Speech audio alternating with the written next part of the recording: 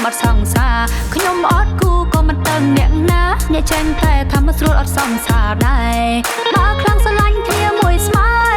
បើខ្លាំងធ្វើសង្សារមួយស្មៃចង់មានម៉ែក្មេកនឹងគេដែរហើយគាត់ម៉ែនាមកូនប្រសាស្រីចង់មានពុកក្មេកនឹងគេដែរបែកូនខំត្រូវកុំប្រកាន់កូនអីខ្ញុំគ្រាន់តែស្រមើស្រមៃខ្ញុំគ្រាន់តែស្រមើស្រមៃហេតុអ្វីពេលនេះខ្ញុំមានក្តីសុខហេតុអ្វីពេលនេះខ្ញុំមានក្តីសុខបើខ្ញុំនេះបានរៀបការខ្ញុំរំឲ្យអូនដៃហើយបាត់ភាពស្រីស្រីឲ្យចូលរួមទៀងវងមានអតីតាអបិយារំខ្លាំងហ្មងមានអនិច្ចអនុគឺជាគិតស៊ីវិរំហ្មងអាការៈរមមយមកមកលៀបអាថងជួបគ្នាម្ដងដឹងទៅរំហុយដៃជួបគ្នាម្ដងដឹងទៅរំហុយដៃ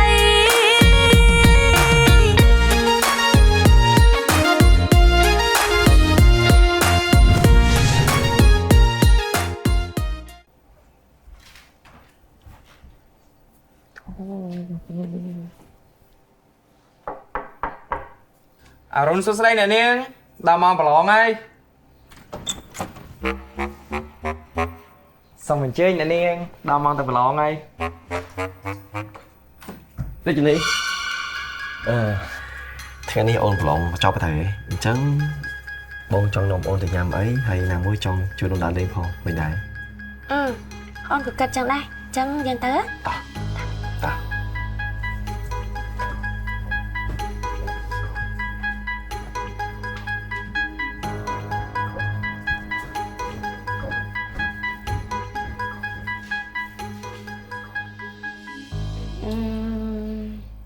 ហេតុអីនាងមិនឲ្យបងភូជូនទៅប្រឡងអញ្ចឹង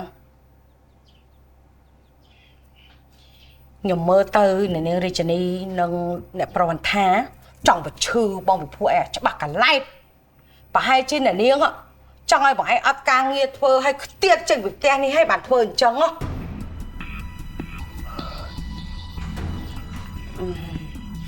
ហើយនេះបងភូឯងគិតម៉េចចំពោះរឿងនេះបងប៉ោងដឹងត្រឹមថាខ្ញុំនេះដាច់ខាតមិនឲ្យអ្នកនាងរាជនីជាមួយនឹងអាម៉ាស៊ីម្នាក់នោះតាក់ទងគ្នាជាដាច់ខាតរឿងលំអិតថ្ងៃក្រោយបងគង់តែដឹងនេះខ្ញុំលាទៅសិនហើយបង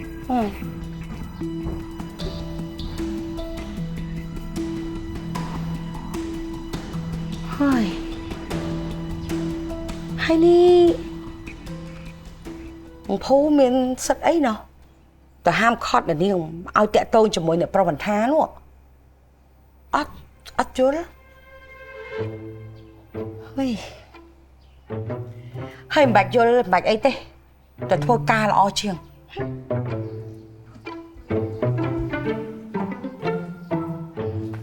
ថាម៉េចចង់ខ្ញុំយកកូនចេញវាមិនអាចទៅរួចមិនអាចទៅរួចក៏ពួកយើងអាចធ្វើviệcទៅរួចបានដែរបងឯងចង់តែខ្ញុំអត់ចង់ទេដាច់ខាតខ្ញុំមកយកកូននឹងចេញឯងចង់ឬមិនចង់រឿងនាងតាប៉ុន្តែអត់មានពាក់ព័ន្ធពីខ្ញុំទេម៉ែអត់ពាក់ព័ន្ធមិនហ៎មិនក៏ចេះនិយាយភាសានឹងរួចកូនហ្នឹងជាតំណក់ឈីបរបស់បងឯងនិយាយភាសានឹងរួចបានដែរហ៎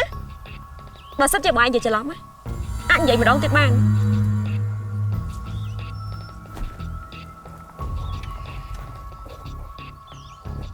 មនុស្សខ្ញុំអត់ចេះនិយាយខុសទេហើយក៏អត់ចេះនិយាយឆឹងដងដែរមានន័យថាម៉េចមានន័យថាមិនមែនជាកូនរបស់ខ្ញុំនេះស្បានហើយមិនជាកូនរបស់លោកអញ្ចឹងជាកូនណាគេត្រឹមជាតារាចម្រៀងតាមផាប់ដូចជានាងហើយមុនតែដល់កំណាប់ដៃរបស់ខ្ញុំគិតថានាងឆ្លងកាត់នឹងព្រមរោមអស់ហើយមែនអត់ណែកុំនិយាយថាខ្ញុំគឺជាមនុស្សទី1របស់នាងប្រាប់ក្មេងមានដៃក៏វាមិនជឿដែរ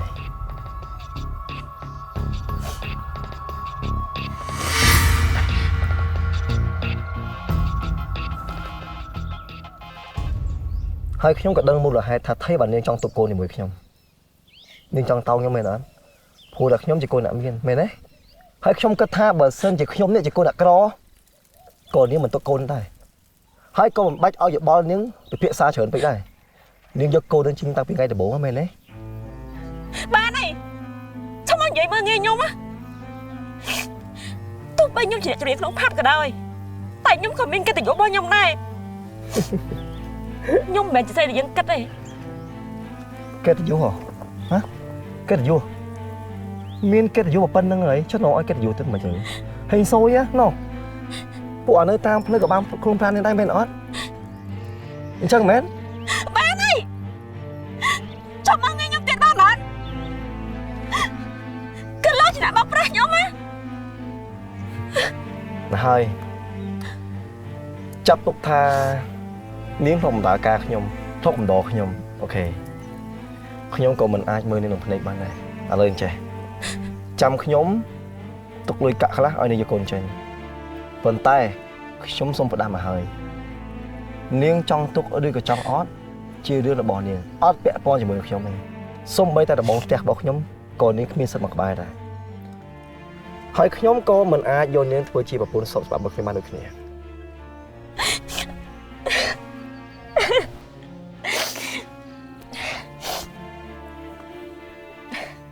លោកចាំទុកណាកាលតែលោកមើងងាយចេះស្ដីខ្ញុំថ្ងៃហ្នឹងណាបើប្រកាន់វាអត់ចាំចិត្តក្រោយទេចាំមើល បាបកម្មហ៎ខ្ញុំក៏ចង់ដឹងដែរថាលើលោកនេះមានបាបកម្មឬអត់អូខេឥឡូវប៉ុណ្ណឹងបានហើយខ្ញុំបញ្ញាប់បញ្ចុះសង្សារខ្ញុំចេញពីសាលាហើយចាំស្អែកខ្ញុំមានលុយអីណាចាំសិនណា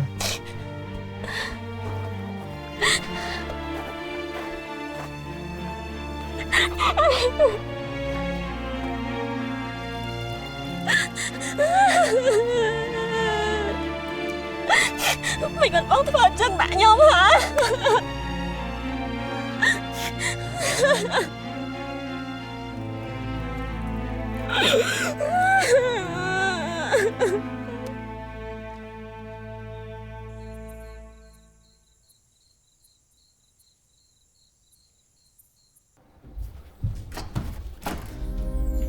Nè niên,ខ្ញុំមានរឿងសំខាន់ចង់និយាយជាមួយអ្នកនាងសង្ឃឹមថាអ្នកនាងផ្ដល់ឱកាសឲ្យខ្ញុំចុះ របៀបខ្ញុំជាមួយនឹងនេះគ្មានរឿងអីដែលយើងត្រូវនិយាយគ្នាឆាប់ចេញទៅវិញណា យ៉ាងណាក៏ខ្ញុំត្រូវតែនិយាយដែរព្រោះវាពាក់ព័ន្ធដល់ជោគវាសនារបស់មនុស្សស្រីម្នាក់បើសិនជាអ្នកនាងនៅតែបន្តទំនាក់ទំនងជាមួយមនុស្សប្រុសដែលគ្មានទំនួលខុសត្រូវនោះទៀត មនុស្សប្រុសម្នាក់ហ្នឹងនេះចាញ់និយាយពីបងបន្ថែមមែនទេ មែនហើយ ខ្ញុំថានេះប្រហែលជាមានបញ្ហាខួរក្បាលហើយមើលទៅដោយសារតែភាពចំណែនហើយគ្មានជោគវាសនាល្អដូចគេទៅធ្វើឲ្យនេះទៅទាញគេធ្លាក់ហើយឲ្យអាប់អោនដូចនេះអញ្ចឹងនេះគិតថាធ្វើអញ្ចឹងហើយបានលទ្ធផលល្អមែនទេបានជាខំប្រឹងធ្វើអញ្ចឹងមែន ខ្ញុំមិនដឹងថាខ្ញុំធ្វើដើម្បីអីទេខ្ញុំគ្រាន់តែដឹងថាខ្ញុំធ្វើនេះគឺដើម្បីមនុស្សស្រីម្នាក់ដែលខ្ញុំស្រឡាញ់ មនុស្សស្រីម្នាក់ណាដែលគេតែមានចិត្តស្រឡាញ់នេះហ៎ អ្នកនាងមិនចាំបាច់ចង់ដឹងទេព្រោះវាជារឿងអាកប្បរបស់ខ្ញុំមានសិទ្ធិមិននិយាយរឿងផ្ទាល់ខ្លួនរបស់ខ្ញុំដូចគ្នា ខ្ញុំត្រូវតែដឹងឆាប់និយាយចេញមក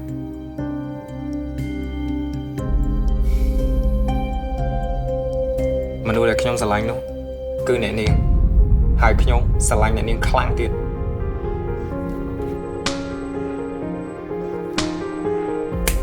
បើហន់ខ្លាំងណាស់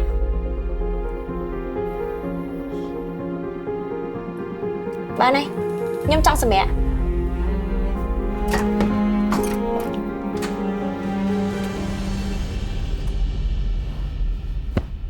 អានេះមកដូចចុចហ៊ានមកនិយាយពាក្យថាស្រឡាញ់ជាមួយយើងផងហ៎សំអាងស្អីហ្នឹងបានមកនិយាយពាក្យស្រឡាញ់ជាមួយយើងហ្នឹងកុំសង្ឃឹមគ្មានផ្លូវទេដេកយល់សាប់ទៅ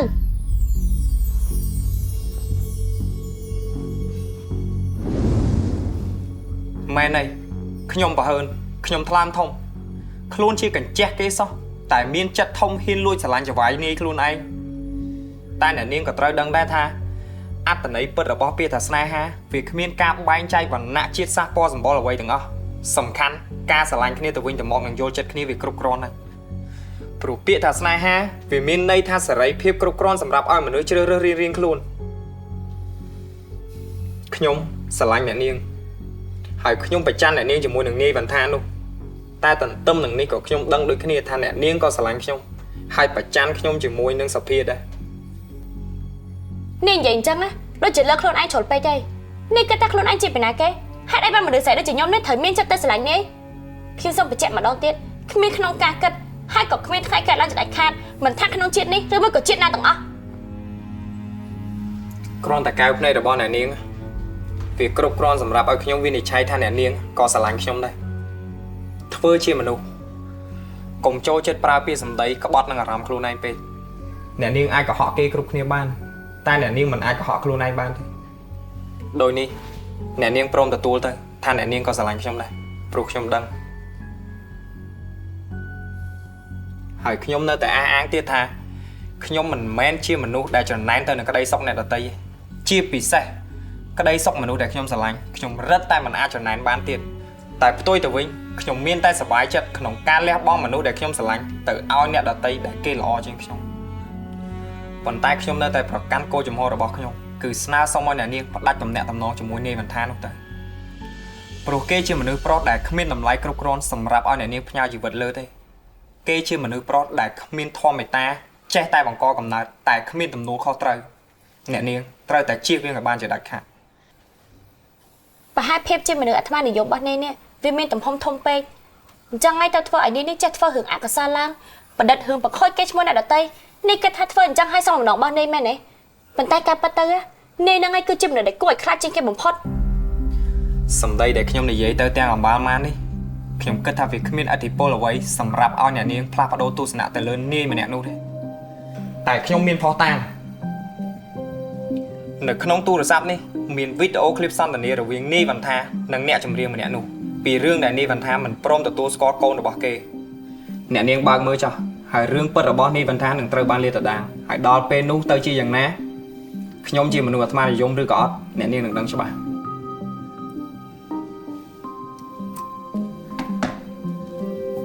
យើងគ្មានពេលទៅមើលវីដេអូអីអត់ប្រយោជន៍របស់នេះហ្នឹងទេព្រោះថាយើងគ្មានចំណាប់អារម្មណ៍លើរឿងទាំងអស់ហ្នឹង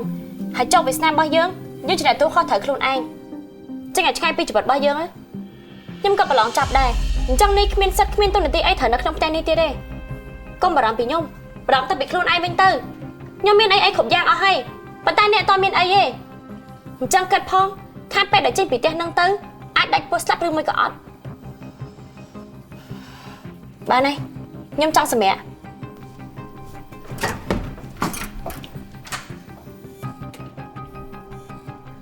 ខ្ញុំដឹងថាអ្នកនាងយកតួនាទីឋានៈក៏ដូចជាស្ថានភាពគ្រួសាររបស់ខ្ញុំមកធ្វើជាគោលវិនិច្ឆ័យចិត្តដ៏ស្មោះសរនិងការបារម្ភរបស់ខ្ញុំចំពោះអ្នកនាងដោយអយុត្តិធម៌ហើយបានប្រើពាក្យប្រមាថមកលើខ្ញុំជាច្រើនទៀតទង្វើរបស់អ្នកនាងនៅក្នុងថ្ងៃនេះម៉ោងនេះវេលានេះពេលនេះនឹងធ្វើឲ្យអ្នកនាងមានវិបដិសារីនៅថ្ងៃណាមួយជាក់ជាមិនខានទេទាំងដែលខ្ញុំបានបារម្ភនឹងយកចិត្តទុកដាក់លើអ្នកនាងតែអ្នកនាងបែរជាមើលរំលងខ្ញុំសូមអរគុណខ្ញុំលាសិនហើយ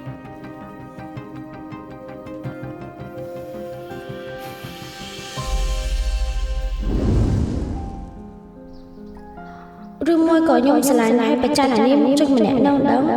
បានពេលខ្ញុំខំគេនៅជាមួយសុភាសាស្ត្រាជាមួយគ្នាចិត្តខ្ញុំនៅអត់ស្ងប់សោះចឹងខ្ញុំមានអារម្មណ៍ថាខ្ញុំមិនចង់ឲ្យគេទៅសាសនាជាមួយនឹងគេជាពិសេសជាមួយសុភានោះមកខ្ញុំចង់ឲ្យគេធ្វើអីដើម្បីខ្ញុំគប់ចិត្តខ្ញុំតែម្នាក់តែគេដូចជាអត់ដែលបំពេញសេចក្តីត្រូវការរបស់ខ្ញុំសោះគេមានតែបន្ថែមការសាសនាជាមួយសុភាហើយចូលចិត្តធ្វើអីប្រឆាំងជាមួយខ្ញុំរហូតអញ្ចឹងតែខ្ញុំមានចិត្តខ្លាំងគេកាន់តែខ្លាំងខ្លាំងស្អប់គេតែក៏អត់ចង់ឲ្យគេទៅណាឆ្ងាយពីខ្ញុំដែរនឹងវាជាអារម្មណ៍ឲ្យប្រកាសដែលខ្ញុំមានចំពោះគេទៅមួយក៏ស្នេហាដែលខ្ញុំមានចំពោះគេអូយអត់ទេអត់អាចទេគ្មានថ្ងៃដែលខ្ញុំមានចិត្តលើនេះម្នាក់ហ្នឹងឯងបើអត់ស្រឡាញ់តែមិនបានមានចិត្តទៅនឹកដល់គេគ្រប់ពេលចឹងស្អប់ខ្លាំងណាស់អូយ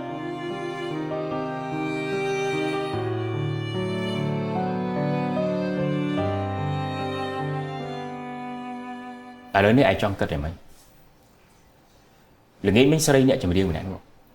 គឺបានមកជួបប៉ាហើយបាននិយាយច្រើនពីរឿងរបស់ឯងតែឯងចង់ដោះស្រាយយ៉ាងម៉េចប៉ាខ្ញុំគ្រាន់តែចង់សប្បាយអារម្មណ៍របស់ខ្ញុំឯងប៉ាតែមិននឹកស្មានថានាងនោះមកតោងកូនអញ្ចឹងនេះនេះហើយជាលទ្ធផលចិត្តសាវ៉ារបស់ឯងបើរឿងនេះដឹកដល់ប្រលោកផលិតហើយនឹងកូនស្រីរបស់គេ តើគេព្រមទទួលយកឯងជាកូនប្រសាទេមិនត្រឹមតែមិនទទួលយកឯងជាកូនប្រសាទេសូម្បីតែផ្ទះក៏គេមិនឲ្យឯងទៅជន់ផងជាពិសេសគឺរាជនីម្នាក់នោះប៉ាមកដល់ពេលនេះប៉ានៅបន្ទោសខ្ញុំបានណាទៀតប៉ាចង់ជេរខ្ញុំមកក៏វាអត់មានប្រយោជន៍ដែរប៉ាគួរតែរត់មកសាជួយកូនទៅល្អជាង ថាម៉េចឯងចង់ឲ្យប៉ាជាអ្នកដោះស្រាយអញ្ចឹងហ៎ប៉ាឃើញប៉ាជាប៉ារបស់កូនហីបើប៉ាមិនជួយកូនប៉ាចង់ឲ្យណាគេមកជួយកូនឬក៏ប៉ាចង់ឲ្យឃើញកូនតែទឹកមែនទេឯងសាក់គិតឡើងវិញពេលដែលឯងបានសុខឯងមាននឹកឃើញដល់ប៉ាម្នាក់នេះទេហើយដល់ពេលដែលឯងមានទុកនេះទើបឯងមករកប៉ាអញ្ចឹងធ្វើជាមនុស្សប្រុសត្រូវហ៊ានទទួលខុសត្រូវបើឯងហ៊ានចងឯងត្រូវតែហ៊ានស្រាយប៉ាឬក៏ប៉ាឲ្យខ្ញុំនេះព្រមទទួលយកនេះធ្វើជាប្រពន្ធមែនទេចុះមុខមាត់ប៉ាទុកនៅណាបើគេដឹងថាសីម្នាក់នោះជាសីតារាជំនាញធម្មតាម្នាក់ចុះបើឯងដឹងបែបនេះទៅហើយឯងទៅតាក់ទងជាមួយនាងហើយបង្កឲ្យមានរឿងខ្លះស្រួយអញ្ចឹងធ្វើអីខ្ញុំប្រាប់ប៉ាតាមត្រង់ខ្ញុំយកនាងគ្រាន់តែជាការសប្បាយទេហើយកូនក្នុងពួកនាងក៏មិនប្រកាសថាជាកូនរបស់កូនដែរគេប៉ាដឹងស្រាប់តាស្រីតារាជំនាញដូចជានាងកម្រមានសណ្ដាស្មោះអាវ៉ាន់ថាឯងមិនសមជាកូនរបស់ប៉ាទេឯងកុំវាយតម្លៃមនុស្សទាំងអស់ដែលឯងធ្លាប់បានស្គាល់ថាសុទ្ធតែមនុស្សមិនល្អទាំងអស់ចឹងហើយឯងកុំយកមនុស្សទាំងអស់ទៅវាយតម្លៃសុទ្ធតែអ្នកចម្រៀងគឺជាមនុស្សមិនល្អវាអយុត្តិធម៌ចំពោះមនុស្សដែលគេមានចិត្តស្មោះអើយតែបានហើយប៉ាឥឡូវប៉ាចង់ខ្ញុំធ្វើម៉េចរឿងនេះប៉ាមិនលូកដៃទេដើម្បីឲ្យល្អទាំងសងខាងឯងដោះស្រាយដោយខ្លួនឯងប៉ាទៅសិនណា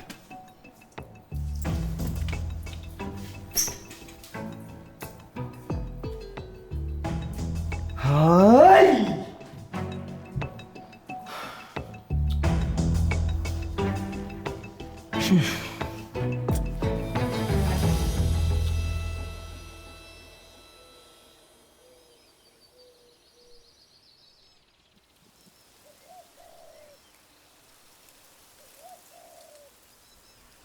ខ្ញុំអរគុណនាងខ្លាំងណាស់ដែលបានមកតាមកាន់ណាតាមរយៈសារ Facebook របស់ខ្ញុំមានការអីក៏ឆាប់និយាយមកគឺរឿងរវាងដែរអ្នកនាងជាមួយលោកបន្តាខ្ញុំលើថាតំណែងជាមួយនឹងលោកបន្តាគឺមានដំណងខ្លាំងអីហើយក៏ឈានដល់ការរៀបការទៀតត្រូវអត់មែនហើយខ្ញុំពីរអ្នកពិតជាមានតំណែងជាមួយគ្នាមែនបើអញ្ចឹងខ្ញុំពិតជាសោកស្ដាយខ្លាំងណាស់មិនបានជាអ្នកនាងត្រូវសោកស្ដាយអ្នកនាងគឺជាមនុស្សកែស្អាតហើយឆ្លាតហើយក៏ជាកូនអ្នកមានទៀតបើសិនជាអ្នកនាងតេតូនជាមួយនឹងគេគឺខ្ញុំពិតជាសោកស្ដាយខ្លាំងព្រោះគេមិនជាមនុស្សល្អទេចុះមិនក៏មិនអាចគឺបងវណ្ណថាជាមនុស្សអាក្រក់ព្រានារីមានសេរីច្រើនតែរកគ្រួសារគេហើយរឿងហ្នឹងក៏វិធាក់មកលើខ្ញុំដែរខ្ញុំបានមានកូនជាមួយនឹងគេក៏បានឲ្យខ្ញុំយកកូនចេញមិនថាតែប៉ុណ្្នឹងទេគេបានដៀខ្ញុំច្រើនណាស់និយាយរួមទៅគឺគេជាមនុស្សអាក្រក់វាអស័ក្តិសមជំនឿនាងទេនេះជាការប៉ាត់ឬមួយក៏ចាក់ល្ខោនសម្ដែងដែលដឹកនាំដោយនាងគូហៅក្រុមចុចហ្នឹងខ្ញុំដឹងថាអ្នកនាងប្រកាសជាគិតថាខ្ញុំយករឿងនេះមកប្រឌិតឲ្យត្រូវអត់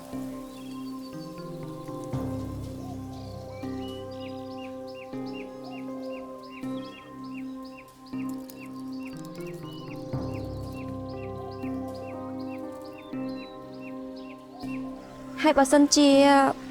អ្នកនាងមិនសូវជឿខ្ញុំទេខ្ញុំមានផតតាំងមួយទៀតខ្ញុំបានមានផ្ទៃពោះជាមួយនឹងគេចំនួន5អាទិត្យទេហើយនេះគឺជាលិខិតដែលខ្ញុំបានដាក់ឲ្យក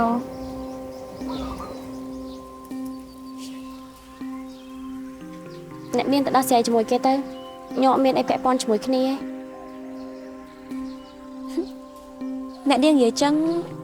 មានន័យថាម៉េច គឺមានន័យថាពីអ្នកខ្ញុំអត់មានតំណងអីជាមួយគ្នាធម្មតាជាអ្នកស្គាល់គ្នាធម្មតាគ្មានអីលើពីហ្នឹងទេតែខ្ញុំបានលើបងប្រុសខ្ញុំប្រាប់ច្បាស់ថាអ្នកនាងមានតំណងជាមួយនឹងគេសិក្សាខ្លាំងអានឹងឈឺដល់ការរៀបការទៀតរឿងនេះពិតអត់តំណងពីអ្នកខ្ញុំសិក្សាគ្នាគឺក្នុងន័យផ្សេងហើយវាក៏ជាបន្តខ្លួនរបស់ខ្ញុំដែរអញ្ចឹងខ្ញុំសូមអត់និយាយអីទាំងអស់ ចុះព័ត៌មានដែលខ្ញុំបានលើលហិលហៀងថាប៉ាបបងវ៉ាន់ថាចុះសេចក្ដីនាងវាជារឿងប៉ាត់អត់ ខ្ញុំសូមបញ្ជាក់ឲ្យអះអាងអ្នកនាងឲ្យច្បាស់ម្ដងទៀតថាខ្ញុំជាមួយនឹងលោកវ៉ាន់ថាអត់មានអីពាក់ព័ន្ធជាមួយគ្នាហើយមនុស្សដូចលោកវ៉ាន់ថាហ្នឹងក៏មិនមែនជាបរិសុទ្ធក្នុងក្តីសម័យរបស់ខ្ញុំដែរបើសិនជាប៉ាគាត់ចូលស្ដីទៅដឹងខ្ញុំបដិសេធទៅគឺចាប់រឿងនេះបាទអញ្ចឹងខ្ញុំអរគុណអ្នកនាងច្រើនហើយ អត់អីទេបើអស់ការងារអីហើយខ្ញុំលាទៅវិញណា ចាអរគុណ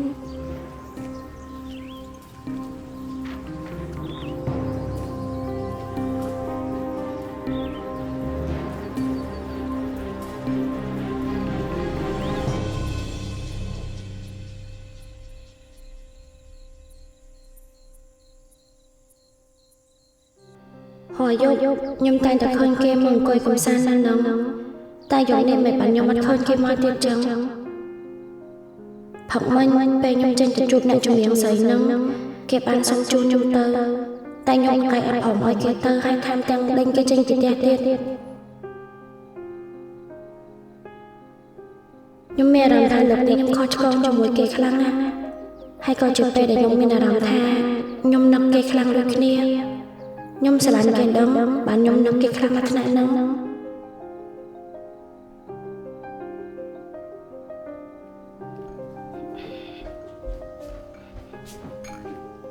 អ្នកនាងខ្ញុំមកយកផ្អែមមកជូនឈ្ងុយណា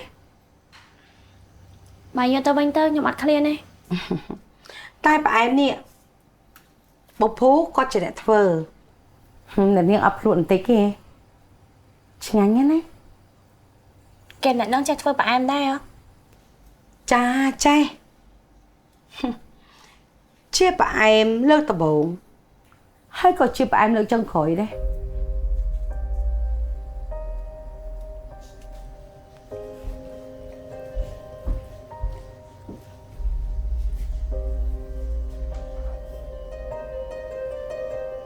ផ្អែមលើដំបូងហើយក៏ជាផ្អែមលើចុងក្រោយបងនិយាយបានន័យថាម៉េច មានន័យថាបងភូគាត់ទៅបាត់ហើយគ្មានថ្ងៃវិលមកឲ្យនៅឃើញមុខទៀតទេ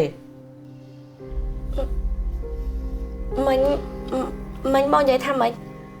គាត់ចេញពីផ្ទះនឹងបាត់ហ៎ ចាទៅបាត់ហើយម៉េចនៅនាងសប្បាយចិត្តណាស់មែនទេព្រោះឃើញមនុស្សប្រុសដែលនាងស្អប់ខ្លាំងបានចេញទៅបាត់គ្មានថ្ងៃត្រឡប់មកវិញទេ បានហើយបងចេញទៅវិញណាខ្ញុំចង់នៅស្ងាត់ស្ងាត់ម្នាក់ឯង ចាលោកនាង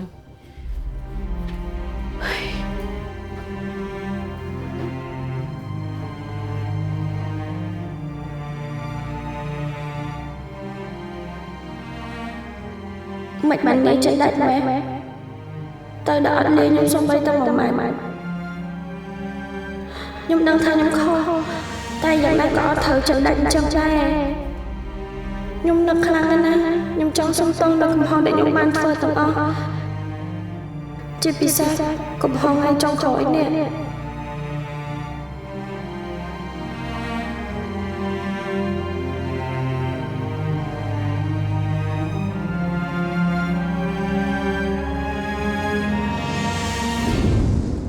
បើសិនអ្នកនាងមិនឲ្យខ្ញុំជូនឡានអ្នកនាងទៅជួបតារាចម្រៀងនោះទេខ្ញុំសុំសំណូមពរអ្នកនាងជាលើកចុងក្រោយបានអត់ នេះគ្មានសិទ្ធិអីមកសំណូមពរយើងទេ វាជាសំណូមពរដំបូងក៏ដូចជាសំណូមពរចុងក្រោយដែរសង្ឃឹមថាអ្នកនាងអាចបំពេញបំណងខ្ញុំបាន មានការឯកច្ឆាំនិយាយមកយើងគ្មានពេលទៅណេជាមួយច្រើនទេ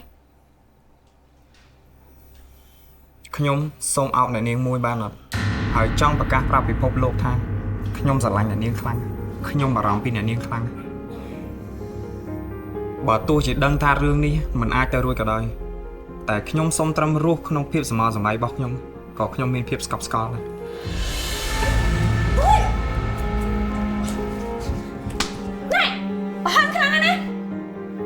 thời bắn sinh bị té dân ở lại năng thêm cùng ai dân đi chẳng này phiếp hạt chất chấn trên năng tiết bây giờ dân tự lập mơ với nhá sống khâm thạc ăn khơi miên qua tầm miền bãi trong tiết mới đi ជំហានដែលអ្នកនាងដើរចេញនេះថ្ងៃមួយដែលអ្នកនាងសម្លឹងបកមកមើលក្រោយវិញអ្នកនាងនឹងឃើញតែគ្មានសេះសល់អីសូម្បីតែដានជើងតែអ្វីដែលនៅសេះសល់គឺមានតែភាពវិបដិសេរីតែប៉ុណ្ណោះ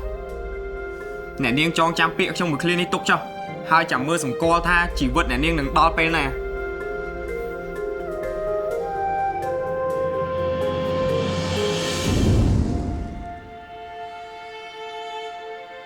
ពេលនេះនៅណាហើយពងធ្វើអី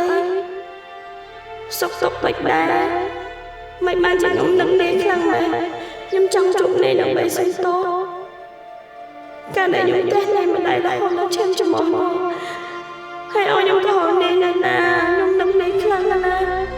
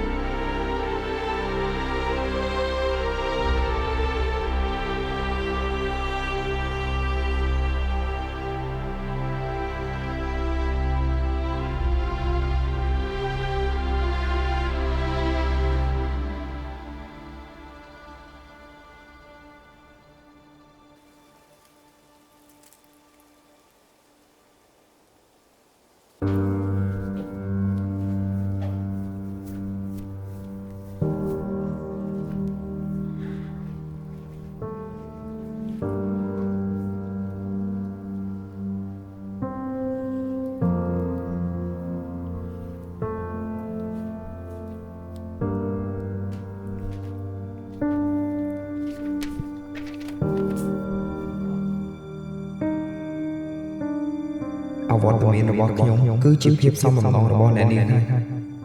ការចាត់ចែងរបស់ខ្ញុំនេះគឺជាដំណើរដែលគ្មានថ្ងៃវិលត្រឡប់មកកាន់ទីនេះសាជាថ្មីដើម្បីឲ្យអ្នកនាងបានឃើញមុខខ្ញុំទៀតនោះឡើយខ្ញុំមានតែពាក្យថាសូមទោសអ្នកនាងពីរឿងដែលខ្ញុំបានចូលខ្លួនមករំខានជីវិតរបស់អ្នកនាងអស់មួយរយៈកាលកន្លងមកនេះតែប៉ុន្តែចំនួននៅរាល់ពាក្យពេចន៍ជាច្រើនដែលខ្ញុំចង់បរិយាយប្រាប់អ្នកនាងតែគ្មានឱកាសថារក្សាសុខភាពបានល្អផងណាស់លាសិនហើយដោយក្តីបាច់បាត់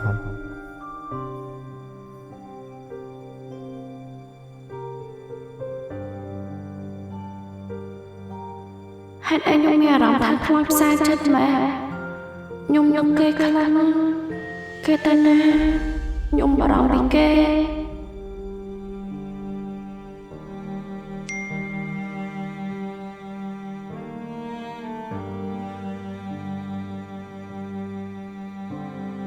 បងមានការសំខាន់ចង់និយាយជាមួយអូនល្ងាចនេះយើងជួបគ្នានៅទីតាំងដែលបងបានផ្ញើអូននៅក្នុងឆាត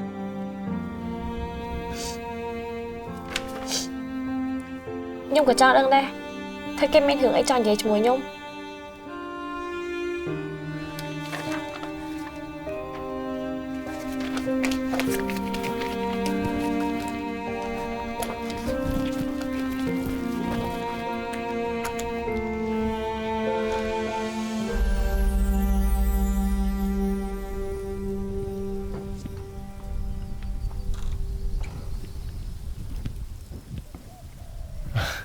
នេះជំនីអូមហៅបងទៅអត់អរគុណដែលមហៅបងតាមការស្នើរបស់បង មានរឿងអីចង់និយាយក៏និយាយមកខ្ញុំមានពេលច្រើននេះ ត្រូវហើយណារីបានអូនជុំមែនអត់ហើយនាងបាននិយាយបងអីខ្លះប្រាប់អូនហើយអូនជឿគេហ៎ គេប្រាប់ខ្ញុំអស់ហើយ គិតទៅណារីហ្នឹងពឹសពុលមែនអូនដឹងហ៎គេឃើញបងមានទ្រព្យសម្បត្តិកូនអ្នកមានគេចង់មកបង្កាច់បងអូនជឿអត់ តាមកសែភ្នែក ពាក្យសម្ដីអាកប្បកិរិយារបស់គេនិយាយជាមួយខ្ញុំអាចមើលឃើញថាវាគឺជារឿងពិតអត់មានអីមួយប្រកាច់លោកបានទេ អូនដឹងហ៎ណារីហ្នឹងគឺជាមនុស្សប្រកែកសម្ដែងដូចណាក៏ដោយដើម្បីតែលុយដើម្បីថតសម្បត្តិគឺហ៊ានសម្ដែងគ្រប់យ៉ាងទាំងអស់បំភ្លេចការពិតសូម្បីតែអូនពេលនេះអូនជឿសម្ដីគេមែនអត់គេពិតជាអស្ចារ្យខ្លាំងមែនទេ មិនថារឿងហ្នឹងវាជ្រឿងសម្ដែងឬមួយក៏ជ្រឿងការពិតមានតែក្នុងចិត្តលោកឯងដែលលោកអាចដឹងច្បាស់តែបើឧបមាថារឿងហ្នឹងវាជ្រឿងសម្ដែងចុះការដែលតកងឡានខ្ញុំប្រាប់ខ្ញុំថាលោកអត់មានបំណងល្អជាមួយខ្ញុំកុំឲ្យខ្ញុំតាក់ទងជាមួយលោកអាហ្នឹងវាជាអីវិញគុំប្រាប់ថាណារីជាមួយនឹងតកងឡានខ្ញុំគេប្រឌិតរឿងដើម្បីមកប្រកាច់លោកណាវាអាចទៅរួចទេហើយតំណែងតំណងលោកជាមួយនឹងណារីបែបណាខ្ញុំអត់ខ្វល់ទេតែរវាងខ្ញុំជាមួយនឹងលោកពួកយើងចាប់គ្នាហើយ ឆប់គ្នាដូចនេះអូនដឹងហើយតាថាបងស្រឡាញ់អូនហើយអូនជាមនុស្សស្រីម្នាក់គត់តែបងចង់រៀបការជាមួយហ្នឹងហ៎ សុំទោសខ្ញុំមិនអាចបំពេញបំណងលោកបានទេ ព្រោះតាណារីមែនទេ វាមិនមែនហេតុផលតែមួយយ៉ាងហ្នឹងទេ អញ្ចឹងហេតុអីបានជាអូនមិនព្រមបន្តជាមួយបងអូនដឹងអត់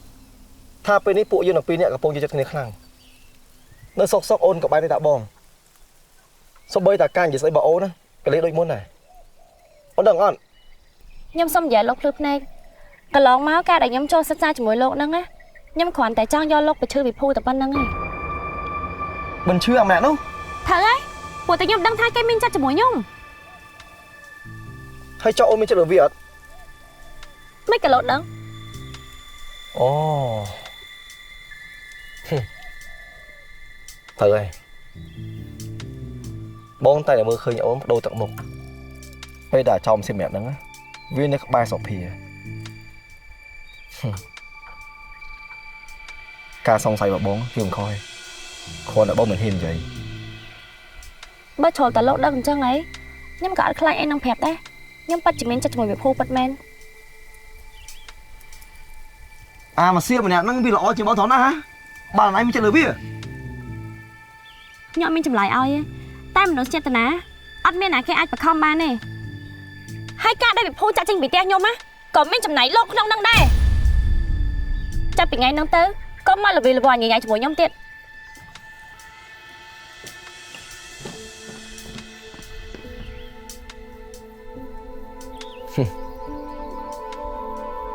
ចាំមើលមើលថាថ្ងៃបន្តមានរឿងអីកើតឡើង